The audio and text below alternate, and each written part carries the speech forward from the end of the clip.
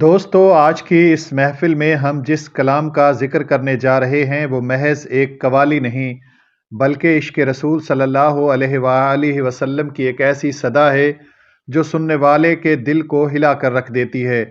جب بھی اس قوالی کی ابتدائی سطریں فضا میں گونجتی ہیں تو سامعین پر ایک خاص کیفیت طاری ہو جاتی ہے۔ یہ وہ کلام ہے جسے اپنے منفرد انداز میں پیش کیا عظیم قوال عزیز میاں قوال نے، اور پھر یہ کلام دنیا بھر میں مقبول ہو گیا۔ عزیز میاں قوال کا انداز عام قوالوں سے ذرا مختلف تھا۔ وہ صرف قوالی نہیں پڑھتے تھے بلکہ کلام کو ایک فکر، ایک درد اور ایک پیغام کے ساتھ پیش کرتے تھے۔ ان کی آواز میں ایسا جوش اور ایسی سچائی ہوتی تھی کہ سننے والا خود کو اس محفل کا حصہ محسوس کرنے لگتا تھا۔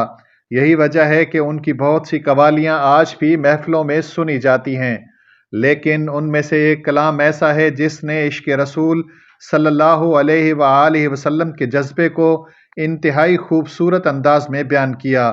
یہ کلام شروع ہی ایسے اشعار سے ہوتا ہے جو سننے والے کو فوراً اپنی طرف متوجہ کر لیتے ہیں۔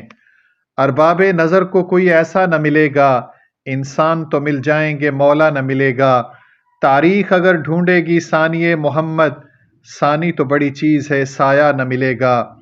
دوستو یہ اشعار دراصل اس حقیقت کو بیان کرتے ہیں کہ حضور اکرم صلی اللہ علیہ وآلہ وسلم جیسی ہستی نہ پہلے کبھی آئی اور نہ قیامت تک آئے گی۔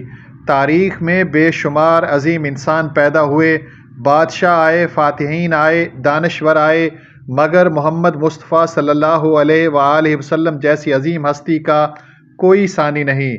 عزیز میاں جب یہ اشعار پڑھتے ہیں تو ان کی آواز میں ایک عجیب سا درد اور عقیدت محسوس ہوتی ہے۔ وہ محفل میں بیٹھے لوگوں کو بار بار یہ احساس دلاتے ہیں کہ نبی کریم صلی اللہ علیہ وآلہ وسلم کی عظمت کو الفاظ میں بیان کرنا ممکن ہی نہیں۔ اسی قوالی میں ایک اور خوبصورت تشبیہ بھی بیان کی گئی ہے جو سننے والوں کے دل میں گہرا اثر چھوڑتی ہے۔ منور جس طرح سے چاند ہے تاروں کے جھرمٹ میں، مسیحا جس طرح سے بیٹھا ہو بیماروں کے جھرمٹ میں، شمع جس طرح سے جلتی ہے انگاروں کے جھرمٹ میں۔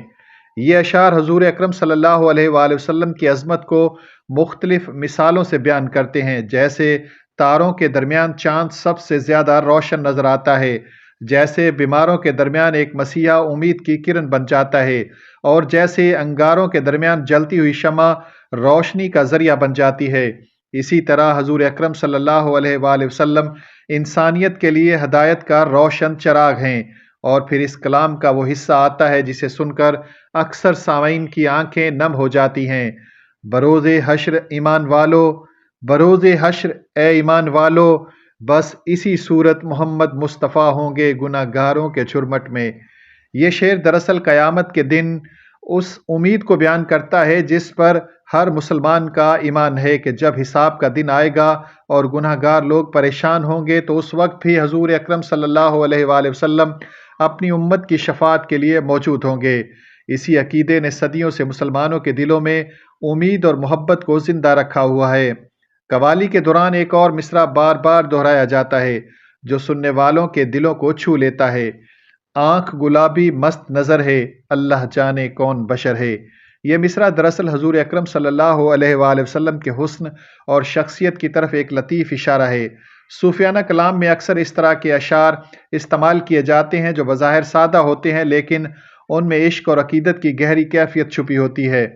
جب عزیز میاں قوال اس کلام کو اپنی مخصوص انداز میں پیش کرتے تھے تو محفل میں بیٹھے لوگ وجد میں آ جاتے تھے۔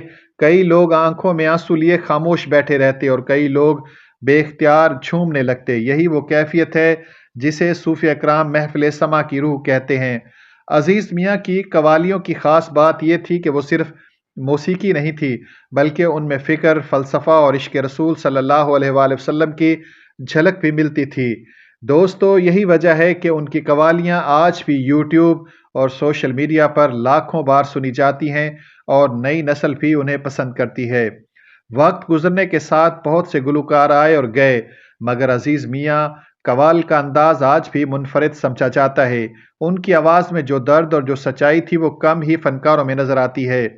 آج بھی جب یہ قوالی کہیں سنائی دیتی ہے تو لوگ چند لمحوں کے لیے رک جاتے ہیں، سننے لگتے ہیں اور پھر اسی محبت میں ڈوب جاتے ہیں جس محبت کا پیغام یہ کلام دیتا ہے، اور شاید اسی لیے کہا جاتا ہے کہ عشق رسول صلی اللہ علیہ وآلہ وسلم کا ذکر ہو اور دل نرم نہ ہو تو ممکن ہی نہیں۔ ناظرین، آخر میں چھوٹی سی گزارش، اگر آپ نے ابھی تک ہمارے چینل کو سبسکرائب نہیں کیا تو محبت کے ساتھ سبسکرائب کر دیں۔ شکریہ، اللہ حافظ۔